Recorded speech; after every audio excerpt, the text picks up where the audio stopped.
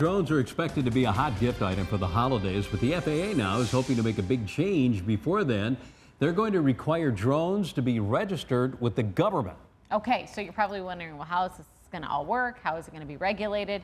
And what do drone hobbyists need to know? People that just want them for fun.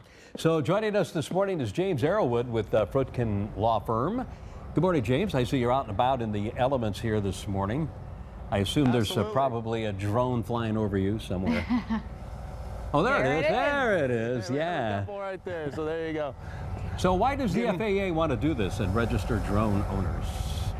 Well, there's been some near misses, and that's really made the news lately, and I'm sure people have heard about that, where some of the hobby drones, for instance, have come into restricted airspace, whether it's around an airport or around a wildfire, for instance.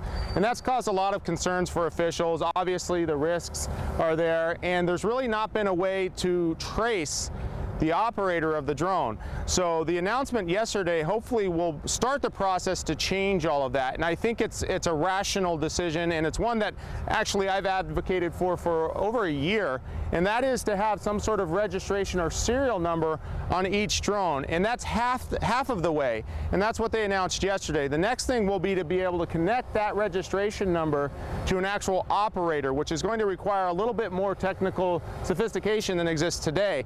In the meantime, everybody who wants to purchase one of these for the holidays, they're probably going to create a carve-out for what we would consider kind of toy drones, which would be under a certain weight. So imagine something that's a pigeon, or something that has what's called an altitude limiter on it. So people that are buying them for their child to play with at Christmas, those levels of drones will probably not require registration. That's still to be decided, but any drones even about this size you see here, these will require registration, and people who already own these drones will be required to register them. So this will actually apply to past purchased drones as well as to all future purchased drones. So people need to be aware of that.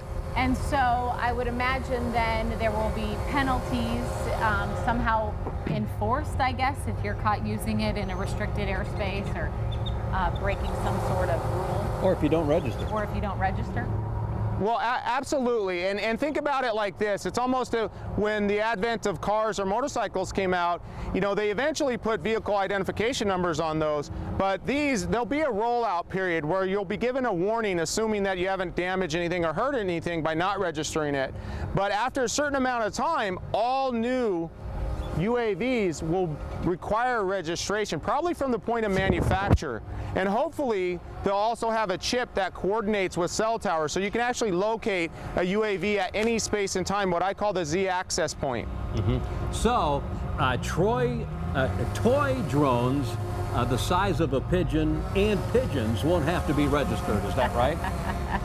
Well, that's what's being discussed. The DOT still hasn't said specifically, but understand they're trying to roll this out by December, if you can imagine. Now, it's pretty rare that government gets anything done in 2 months, especially on a federal level.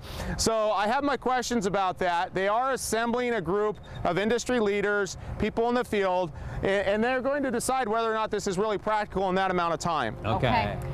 All right. Thank you so much. Always nice to see you, James. Great to see you, my favorite morning crew. Thanks, guys. Thank you.